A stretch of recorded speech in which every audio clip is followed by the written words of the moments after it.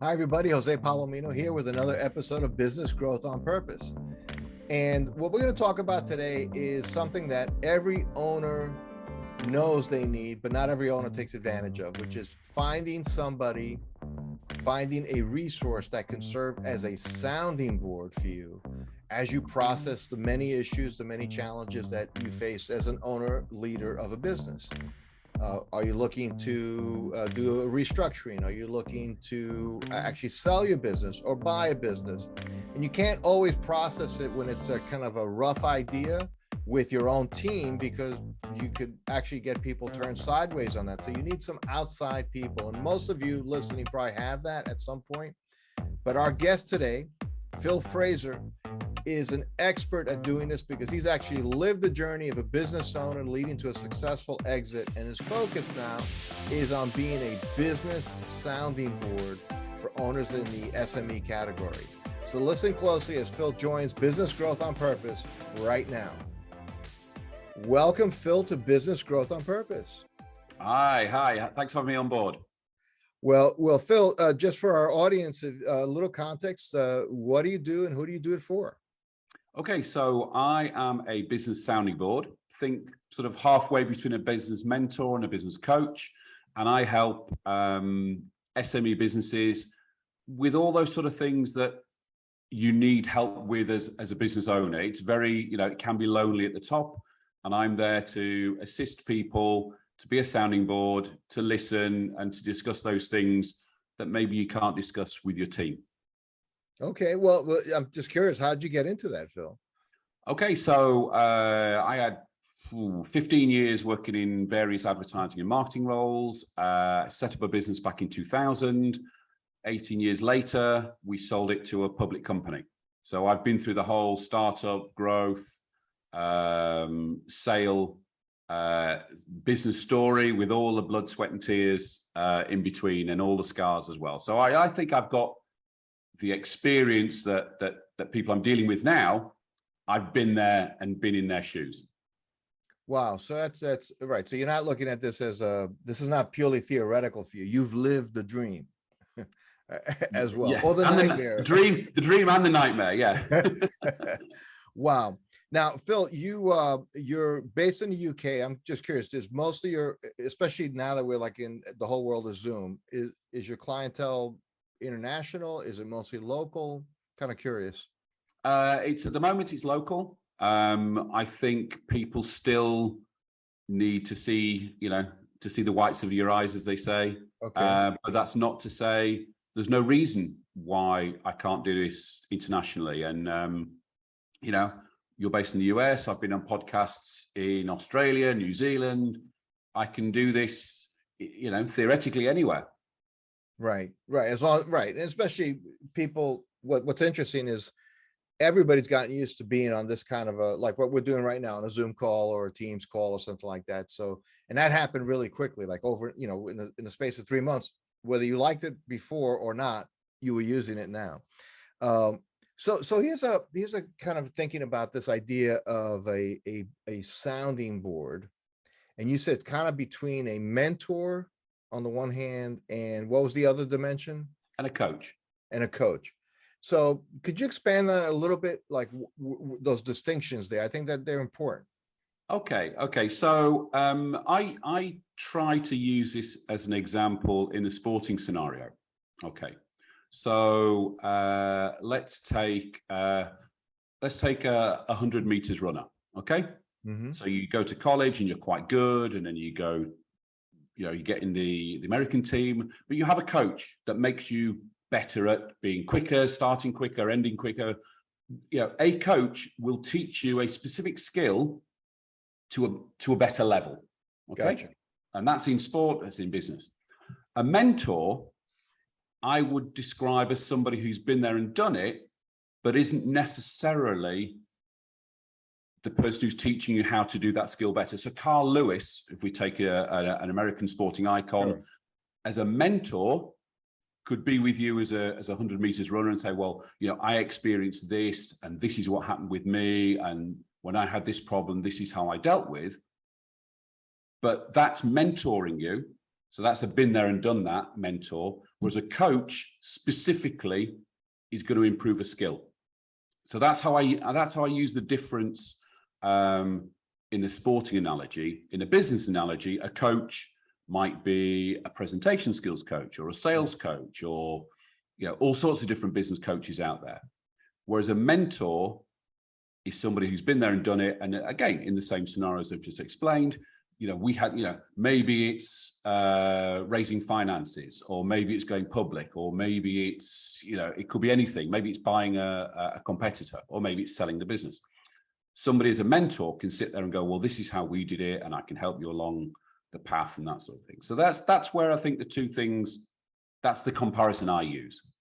Right. And do you also see that the mentorship and maybe your sounding board is also delves a little bit into like the inner game, right? So to use your track runner analogy, one is the skill, like, okay, let's watch the videotape. You're not coming off the blocks fast enough. You're losing 1/100th of a second, but that could be, success or failure at the Olympic or world class level.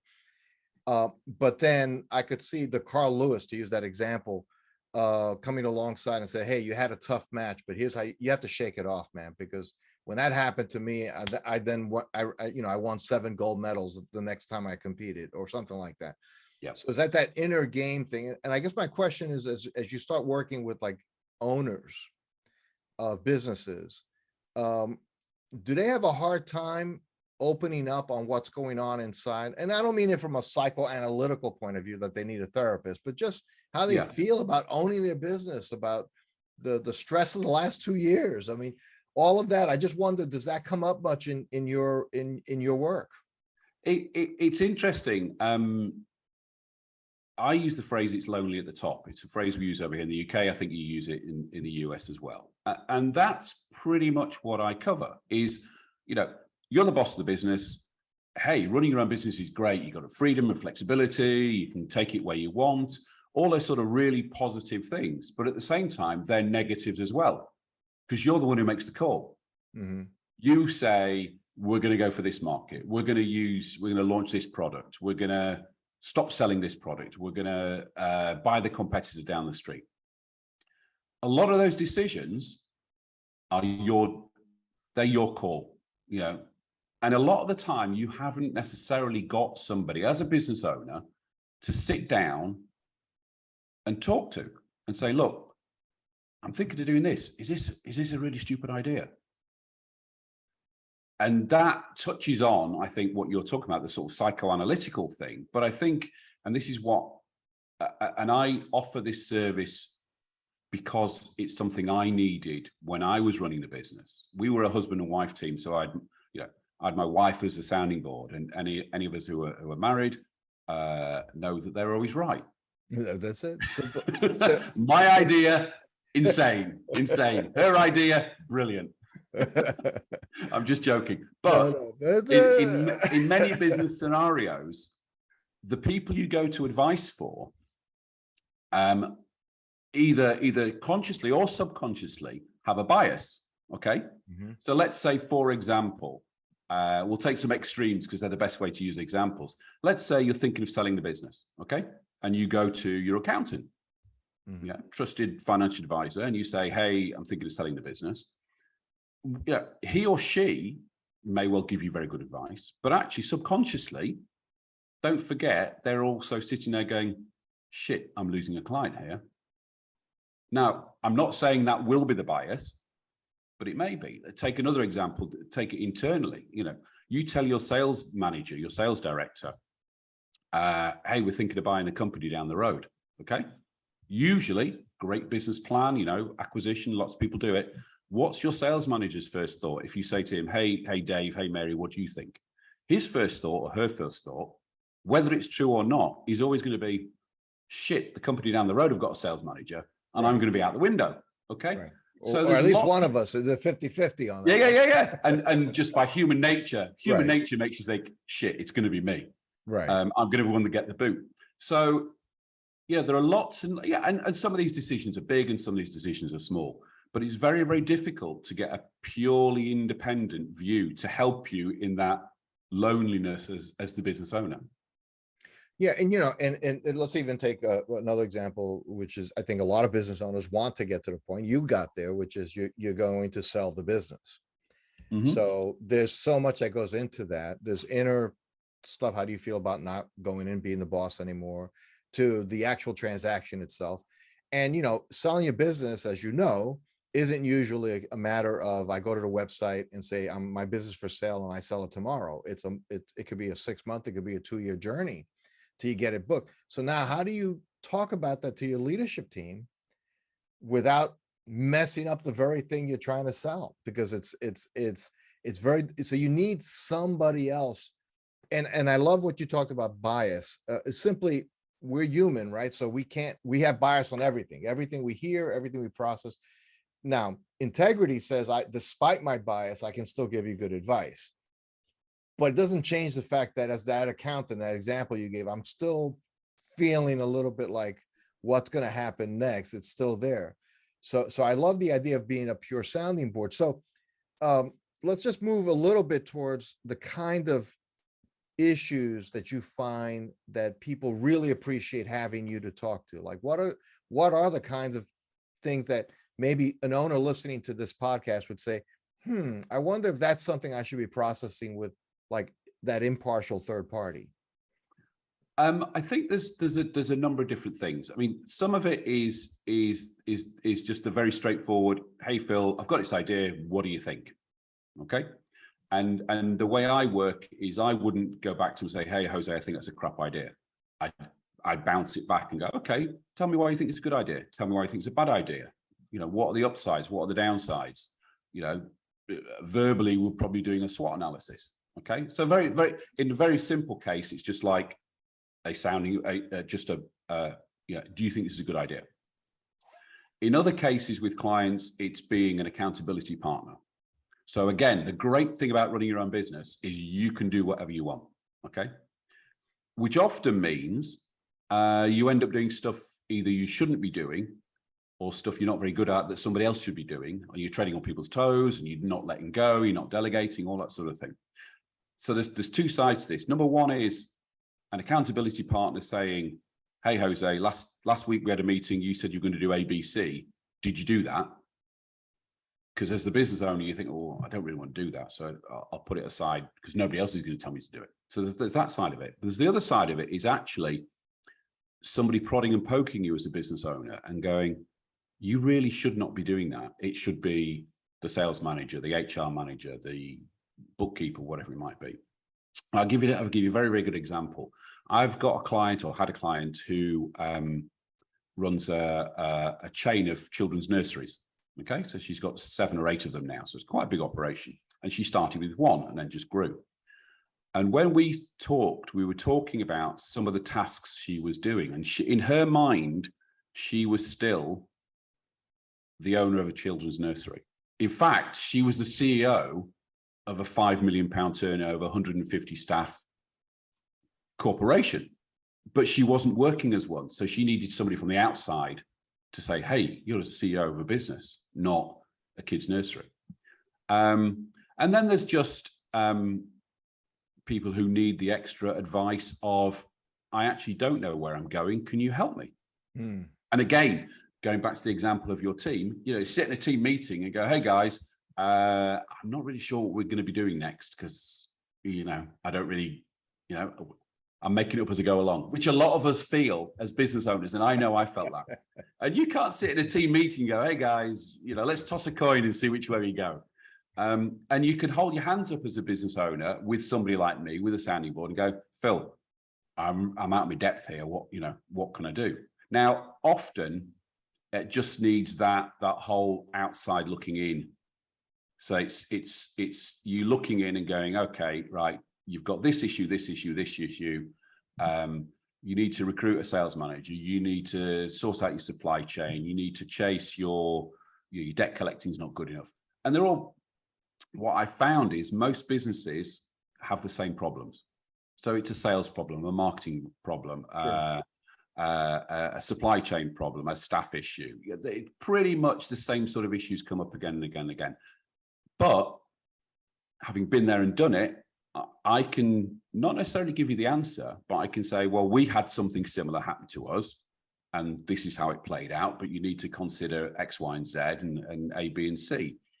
And hopefully what tends to happen when I have meetings with clients is they go away with a clearer idea in their head of how they're going to solve this problem, or how they're going to get to the next stage. So somebody, Phil, thinking about, gee, this sounds good. I kind of like the idea of having someone to talk to. Typically, what kind of time investment? That's the one thing owners, they're not always great time managers, but they can almost always answer, I don't have time for that. So, and there's some truth to that, but once you get into it, you realize, well, you don't use your time that well, which is why you don't have time for that. But realistically, is this something that you would meet with somebody once a month, once a week, completely ad hoc as needed? What works best, or is there no one what works best, and it's that varied? There's no one size fits all, but what I try to do with clients initially, the first sort of set of meetings would be a monthly face-to-face meeting, and a fortnightly in between, a phone call. Okay. Now, the reason I do it like that is because I think, unless it's a very, very specific problem, and it's, hey, Phil, I've got this problem, I need to solve it, I need some help solving it. That's, it's a one-off meeting or two meetings. I think what I'm trying to do is help business owners be better business owners. Okay. And that takes time. So the first meeting is always going to be, okay, what are the issues? What are we going to talk about? What are you, Jose, what are you going to go away and look at for the next fortnight? We can then have a phone call and go, well, this has dropped out the bottom of it. And then it's, as usual, you answer one problem and 5 other problems appear. So I think a 3-month period is probably a minimum for potential clients, for my potential clients to see some value. And then it's really whatever they want to do after that. I think if somebody said, look, I just want 2 meetings with you, it would have to be a specific issue. I don't think what I can offer is a short time frame thing. Gotcha. And Phil, one thing that I have found just in almost 20 years working with owners, very similar to perhaps the category of folks you work with, very often the number one obstacle or challenge to whatever change or result or outcome they're hoping for is in the mirror. And they have, classic blind spots. They don't see where they actually create, like there's, the culture here is toxic. And when you start getting in there, you realize, well, it's you. I kind of know why. Or the other one I've often heard is something along the lines of, why can't my salespeople go after this the way I did when I started the company, or some version of why can't they be more like me, right? Yep. So I'm just curious, what kinds of things have you run into where you've had to say, okay, this is going to require a tough conversation? I think, let me go back to something you just said, actually. About the I'm too busy. I'm too busy to do all these things. I actually wrote a blog post about this a month ago, about I'm too busy to grow my business. Okay. The main reason is lack of delegation. That's the main reason. It's here, give it me, I'll do it. And I think, and again, I used the example previously that I can talk to clients because I've been there and done it. I had a consultant came in to see us. And in fact, thinking about it, this is 2 separate consultants said the same thing at different time periods. And the second time was, Phil, get out of the way of the business. You are the block in the business. Partly, and the main reason for that was, as with many, many entrepreneurs and many, many business owners, I suffer from shiny new object syndrome. So every Monday morning, I'd come in and go, hey, guys, I've got this great new idea. I've been thinking about it over the weekend. We're going to do this. And then we do it for 2 weeks. And then I say, hey, guys, why is the main business, why has that not been done? Well, you told me we were doing this shiny new object thing. Oh, no, forget that. That's passé. So I was told, get out of the way. And in fact, what this consultant recommended was that I set up a separate business for my shiny new objects to live in, so that I didn't get in the way of the main business. And yeah, you're right. It is not being able to see the problem, because not necessarily because you are the problem, and sometimes it is and sometimes it isn't. It's just, as you grow as a business, your role sometimes changes. And again, one of the things I talk regularly to business owners about is, and actually it's an open-ended question, it's an open question to all your listeners now who own businesses: have you got a roles and responsibilities document in the same way that one of your employees would have? Okay. Now that actually opens a couple of Pandora's boxes. Number one is, what actually should you be doing as the business owner? And then what actually should you not be doing as business owner? And then, are you doing stuff that's on other people's roles and responsibilities? And they're going, hey, that's, I'm supposed to be doing that. And then the business owner goes, well, I've always done that, so I'll carry on doing it. So, often it is the business owner getting in the way, and often it is you needing to tell the business owner that. And sometimes they're in the way for good reasons, because they want to be, and they want to be hands-on, and they still want to do that. But as your business grows, a startup with half a dozen staff, your role in that business is very different to 20 staff and 3 regional offices. It's a very, very different role. And sometimes business owners haven't recognized that and haven't changed. Well, it's interesting because you've kind of hit on something which I've seen as a dynamic, which is, and it's been said probably much better by other people, but the idea of what got you there isn't what's going to keep you there or take you to the next level. Absolutely. So that entrepreneurial gumption with somebody's going door to door and strapping together agreements and it's just like the coffee table business, right? It starts on the coffee table, and that's where it started. And like you said, also now you got 30 people working for you, and you actually have like line of credit with the bank. It's a different business, and you may not be the best person to navigate that next level of its journey. You were a great starter, and a lot of purely entrepreneurial owners are very good starters, not good operators. So I totally agree. And we started our business on a kitchen table. Okay. Just the two of us, myself, my wife, no real business plan, no credit, nothing. The first $6 we earned was just off the scale, absolutely amazing. But when we sold, we had we ended up with a team of a dozen people. I had a second in command who pretty much ran the business. And that's very different to the, put the kids to bed, right? Get back on sending out invoices and doing some marketing and all that sort of thing. You're absolutely right. And people sometimes, as business owners, don't recognize that. Right. And they need, again, going back to the original point, they need somebody who can speak truth into them without any other agenda or any other fear.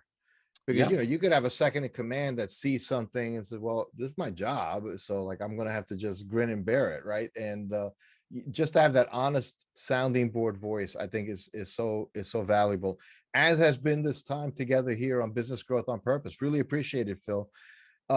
Question for our listeners' sake: if somebody hearing this wanted to know more about your work, maybe touch base with you and so on, where should they go to do so? Okay, the simplest thing to do is go to my website, which is philfraser.co.uk. Do not go to philfraser.com, because philfraser.com is a medieval costume company. So if you land on a website and it looks like Robin Hood and all that sort of stuff, you're in the wrong place. So it's philfraser.co.uk. And you can also find me on LinkedIn. I'm on there pretty much every day. Happy to have a chat with anybody. First discussion with all clients is totally free, no obligation, and we'll take it from there. Okay, well, Phil Fraser, thank you so much for stopping by, and really appreciate talking about mentoring, coaching, and being a business sounding board. Much appreciated. Thanks for having me on. Really enjoyed it. Thanks for listening to another episode of Business Growth on Purpose. If you like the show, hit subscribe and leave us a review to help other people find the podcast. And if you're ready to take the next step in driving intentional growth for your business, come check out what we're doing at valueprop.com. We've developed industry-leading programs and systems to help B2B owners take control of their growth. Until then, thanks for listening to another episode of Business Growth on Purpose.